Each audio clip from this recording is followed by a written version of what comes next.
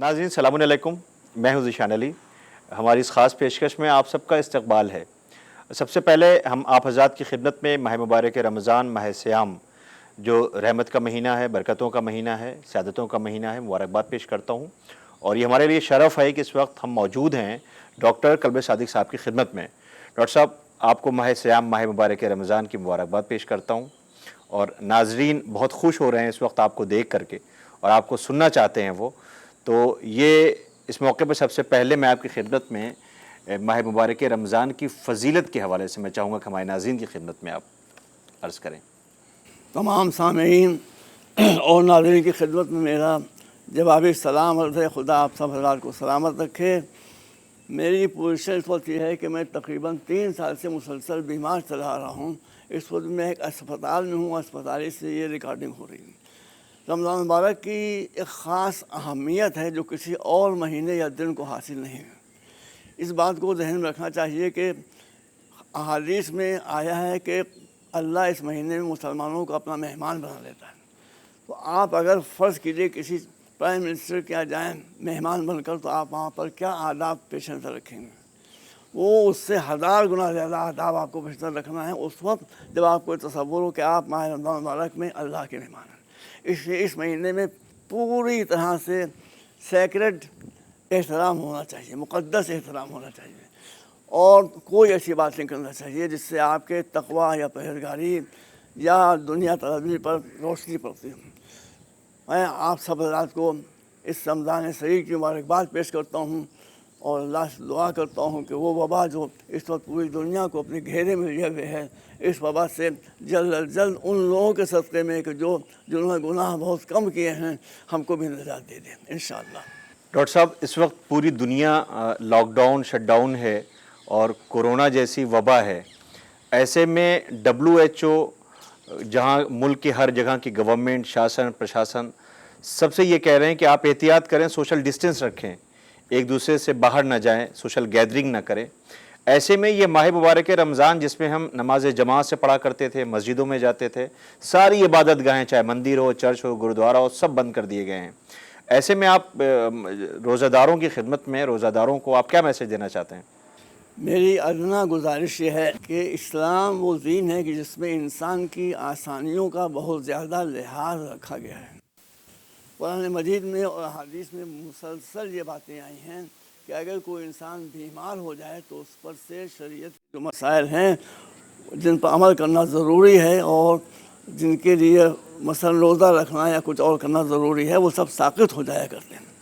तो इसलिए यहाँ पर जो हमारे उलमा ने फरमाया है वो ये है, हेल्थ ऑर्गेनाइजेशन है वो हो या गवर्नमेंट हो या लोकल एडमिनिस्ट्रेशन हो, इन सब ने जो हिदायत दी हैं, इस वक्त ये लोग सिर्फ इस मसले में मुज्तहिद हैं। इस मसले में इन सारे जो डायरेक्शंस हैं उसको फॉलो करना चाहिए। इसी में इबादत है, यही इबादत है।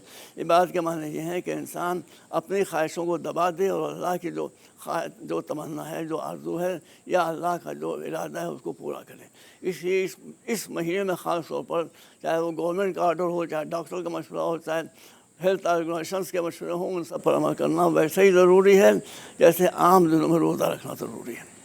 बहुत बहुत शुक्रिया। एक सवाल और आपकी खिदमत में अर्ज़ करना चाहते हैं कि सोशल डिस्टेंस की बात की गई है और ये कहा गया है कि हम बाहर के जितने भी मॉल हैं, शॉप्स हैं, ये सब बंद कर दी गई हैं क्योंकि इससे वायरस के ट्रांसफ़र होने का पूरा अंदेशा है, बल्कि यकीन है। तो ऐसे में हमारे यहाँ माह मुबारक रमज़ान में, माह सियाम में इफ्तार का जो कॉन्सेप्ट है कि वो एक एक घर का अफ्तारी जाना, मस्जिदों में भेजा जाना, लोगों तक पहुँचाया जाना, ऐसे में हमें क्या एहतियात करनी चाहिए, हम क्या करें? मैंने अर्ज़ किया आपके सामने कि शरीयत ये कहती है कि सबसे मुक़द्दम आपकी सेहत है।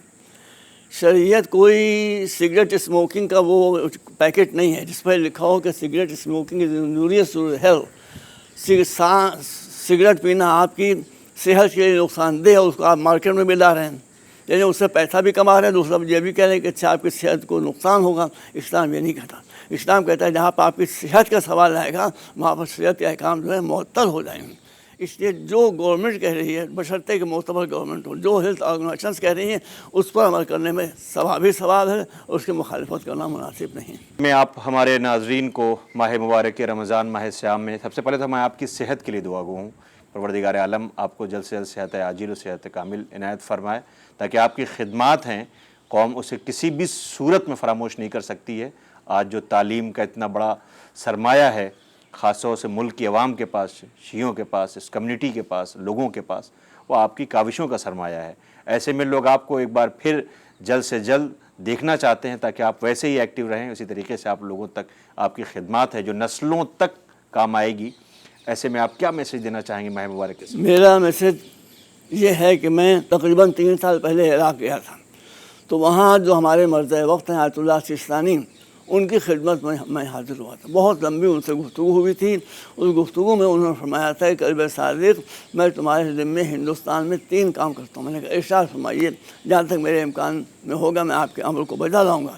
کہ پہلے تو یہ کہ وہاں کے جو مسلمان ہیں، خاص طور پر جو شیعہ ہیں، ان سے غربت کا خاتمہ کروں۔ دوسرا پیغام یہ ہے کہ جہالت کا خاتمہ کروں۔ تیسرا پیغام یہ ہے کہ مولوی میں جو گٹ بندی ہو گئی، ہر آدمی جو جاتا ہے وہ ایک ملسک ہو جاتا ہے، بہت جا کے بیٹھ جاتا ہے اور ٹائم سٹا اڑانا شروع کرتا ہے، اس کو چیک کروں۔ میں ان سے وعدہ کر کے آیا تھا، لیکن میری بدقسمتی اور میں اسی میسج کے ذریعے آگاہ خدمت میں کرنا چاہتا ہوں، آتے ہی میں سخت بیمار ہو گیا اور ہاسپٹلائز ہو گیا۔ اس وقت سے یہ سلسلہ ابھی تک چل رہا ہے، لیکن اب پھر میں اس سلسلے کو یوں نہ صحیح تقریروں میں نہ صحیح تو لیکن میں کوشش کر رہا ہوں کہ ٹی وی میسیجز کے ذریعے سے یا آپ کا پیغام میں مسلمانوں تک اور خاص طور پر شیعوں تک پہنچاؤں کہ وہ غربت کو امیر المومنین یا اہل بیت کی تعصی نہ سمجھیں۔ اہل بیت میں کوئی امام ہمارا غریب نہیں تھا۔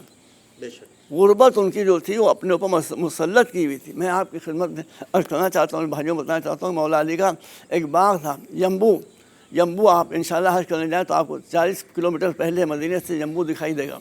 یہ یہاں پر ایک بہت بڑا باغ مولانا نے بنایا تھا۔ مولا علی نے یہاں پر ایک بہت بڑا باغ بنایا تھا۔ اس کی سینچائی کا انتظام تھا، اس کی دیکھ بھال کا انتظام تھا، سارے کچھ انتظامات تھے۔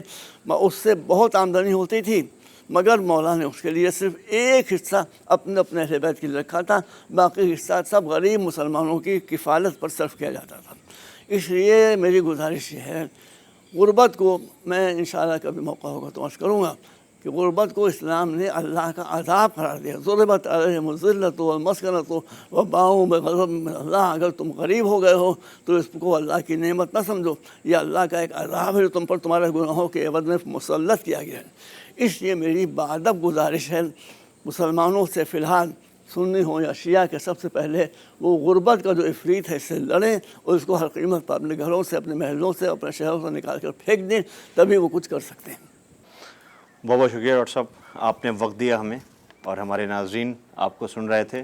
تو ناظرین، آپ سماعت کر رہے تھے ڈاکٹر قلب صادق صاحب کو، جنہوں نے آپ تک ماہ مبارک رمضان، ماہ صیام کی مبارکباد پیش کی اور بہت ہی اہم پیغام آپ تک پہنچا دیا ہے۔